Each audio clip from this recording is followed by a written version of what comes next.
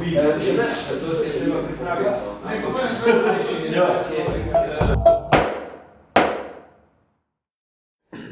Lepo pozdravljeni, dobrodošli na predstavitvi zbornika Subkulture 11. Zbornik Subkulture je z leti postal blagovna znamka knjižne zbirke Frontier pri Subkulturnem azilu Maribor. 11. številka z naslovom Identiteta, etničnost, nacionalnost pa je posebna številka, kajti nastopajo avtorji iz mednarodnega področja. O tem bo pa več povedal urednik publikacije dr. Andrej Naterer in njegov gost. Hvala lepa, dober dan. Jaz sem danes zastopnik uredniškega tima Fištravec Naterer. Moja naloga je, da na kratko predstavim to številko. To je res, kar je kolegica Cvitkova povedala, gre za posebno številko. Iz večjih vidikov je tematska številka, ki se ukvarja z identiteto, etničnostjo in nacionalnostjo.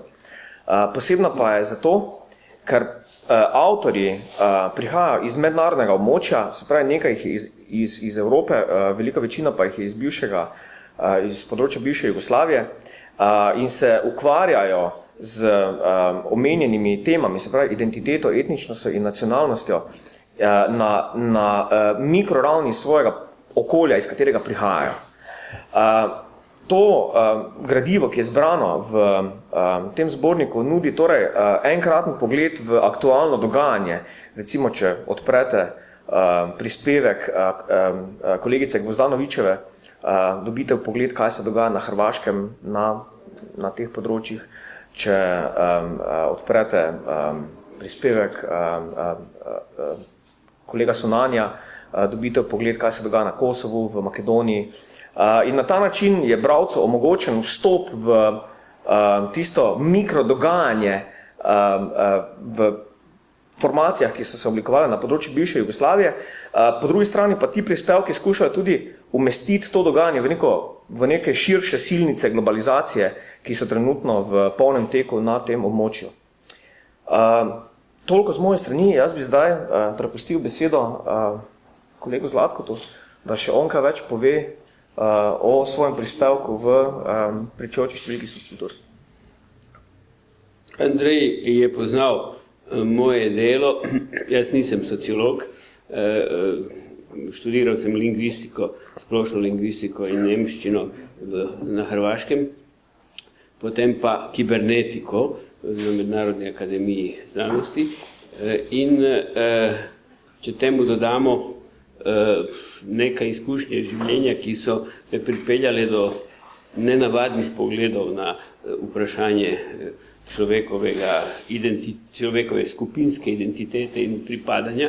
To pomeni, da sem postal esperantist še kot mlad in spoznal esperantsko gibanje, ki pa je zelo zanimivo gibanje kot sociološki fenomen, malo drugače od nekih klasičnih oblik, kot je nacionalnost ali kaj drugega.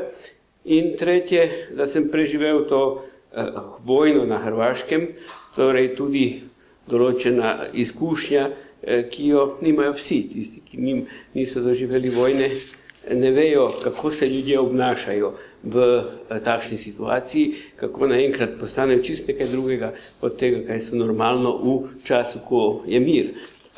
Torej, vse te izkušnje in te študije, ki sem jih imel, sem nekako povezal in sem razmišljal dolgo, pravzaprav se že desetletja ukvarjam s tem vprašanjem identitete in to se nekako, ko je Andrej prišel, rekel, ti boš to nekaj znal napisati, izkoristil, da sem nekako zložil v celoto vse te znanje in izkušnje.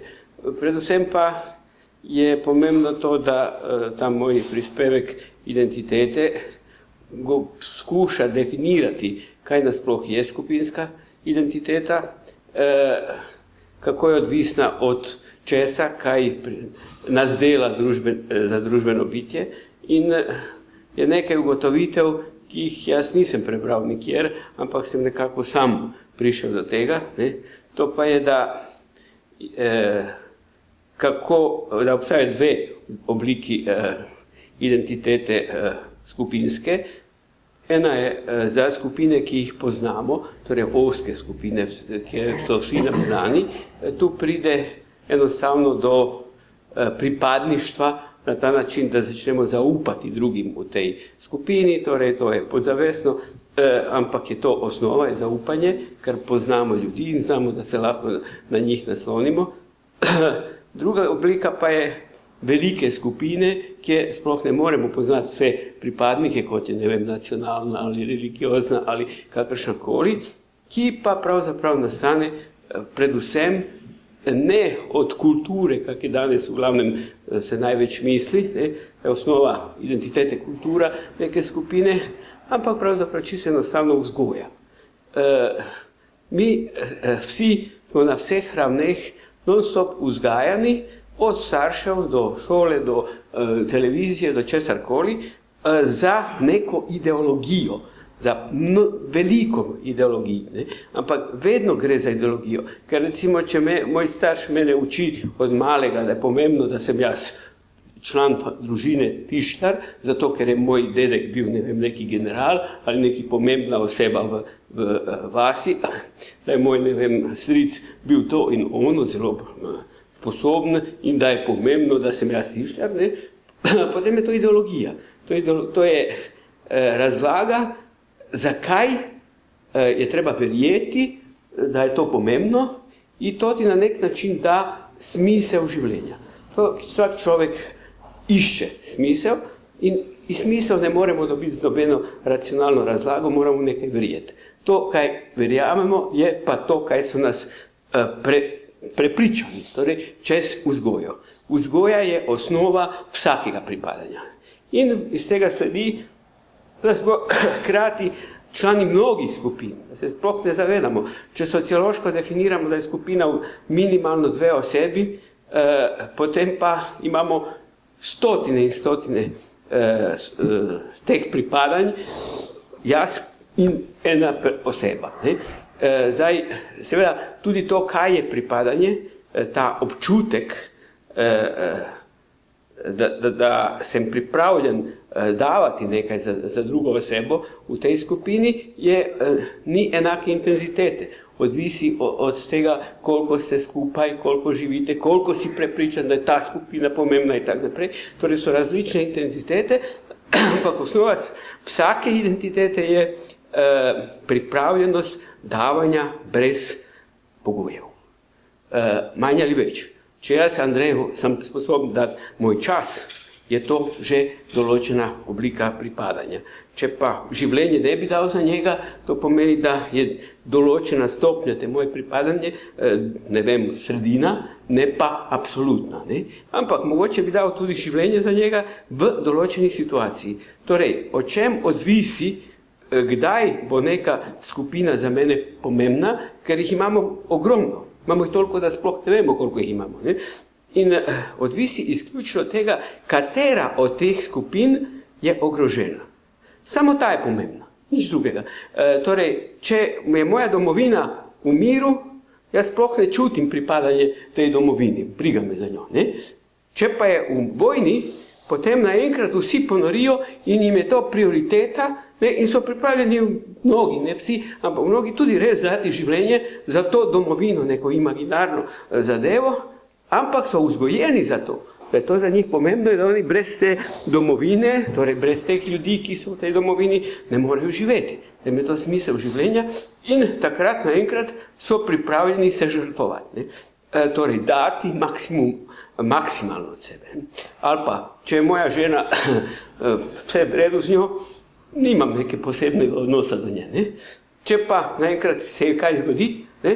Naenkrat bom skočil, daj, pomagaj in tako naprej. Ne? Torej je odvisno, vedno smo v stalno spremenjenih stanjih. Včasih smo bitje kot organizem, jaz bi rekel egoizem, čeprav ne v negativnem smislu, kot se to misli, torej stanje jaz, v katerem mislim samo nase in rešujem svoje osebne probleme in v stanju družbene pripadnosti. Torej, non-stop cel dan preskačemo iz enega stanja v drugo, odvisno od okolja. Kaj se dogaja, kaj vpliva na mene in tako naprej. To je zelo dinamična zadeva, ampak iz te se da razlagati vse.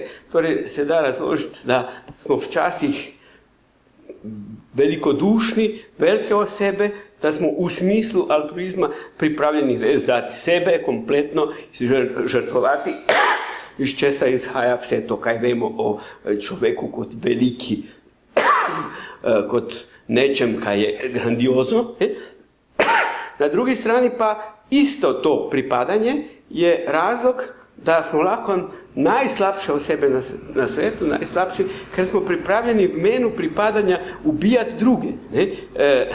Jaz vedno rečem tak, če boste imeli prepričanega človeka, da mu je domovina predvsem pomembna, on bo dobil avion, bo dobil atomsko bombo in bo šel kamorkoli nad Beograd in bo vrgel bombo, ker je on prepričan, da dela dobro za svojo skupino, za katero to dela, in da sploh ne bo razmišljal, kaj bo tam on ubil milijone ljudi. Na drugi strani pa oseba, ki bo bolj egoistična, ki ne bo toliko verjela v to pripadanje, verjamem kaj drugega.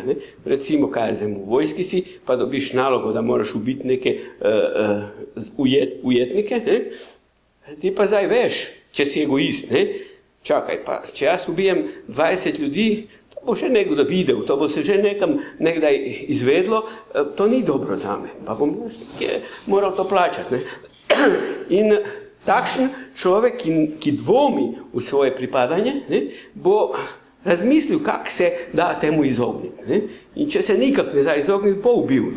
Ampak probal bo na vse načine se temu izogniti, torej bo probal ne izvršiti to, kar bi ga naredilo velikega morilca. Iz tega izhaja pravzaprav, da non-stop spreminjamo stanja, non-stop smo to in ono in smo hkrati sposobni biti eno in drugo.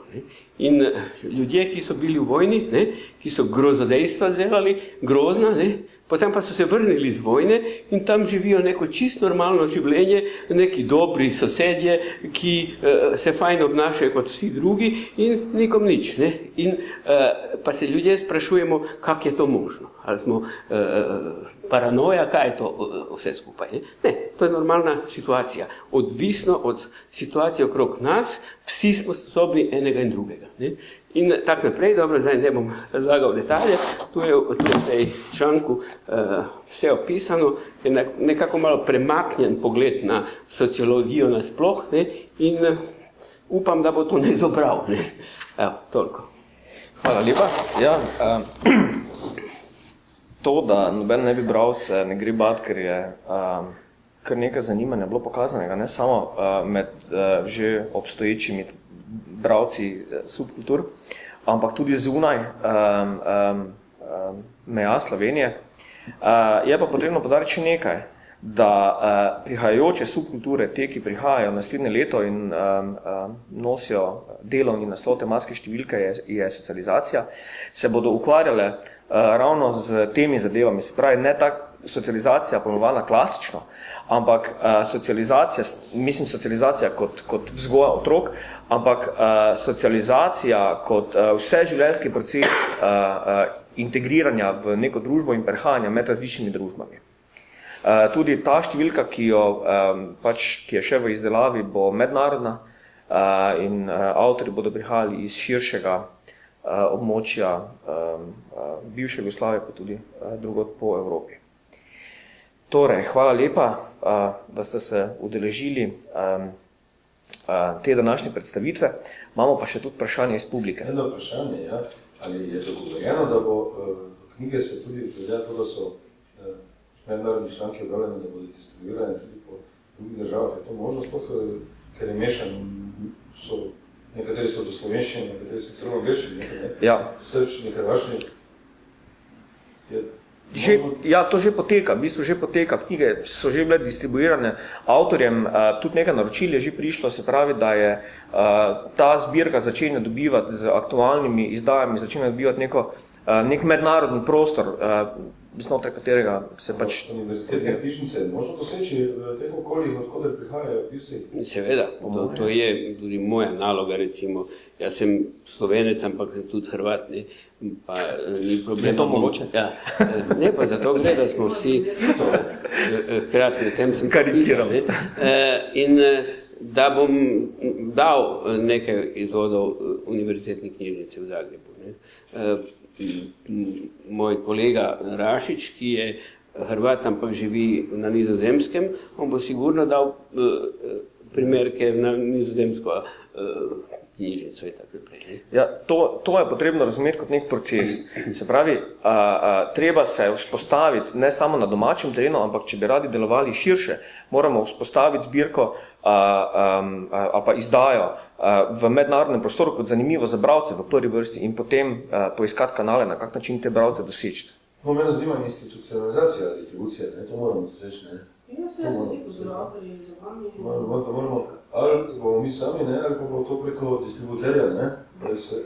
To se mora institucionalizirati, potem se distribucija, ne? To gre potem po. Ja. Na določen način to bi vi morali sami, ne, ker vsak... Seveda, to se pogovarjamo, tem se mi pogovarjamo. Dobro, torej, hvala lepa. Če naprej vabljeni na naslednjo predstavitev subkultur z naslovom Socializacija. Hvala.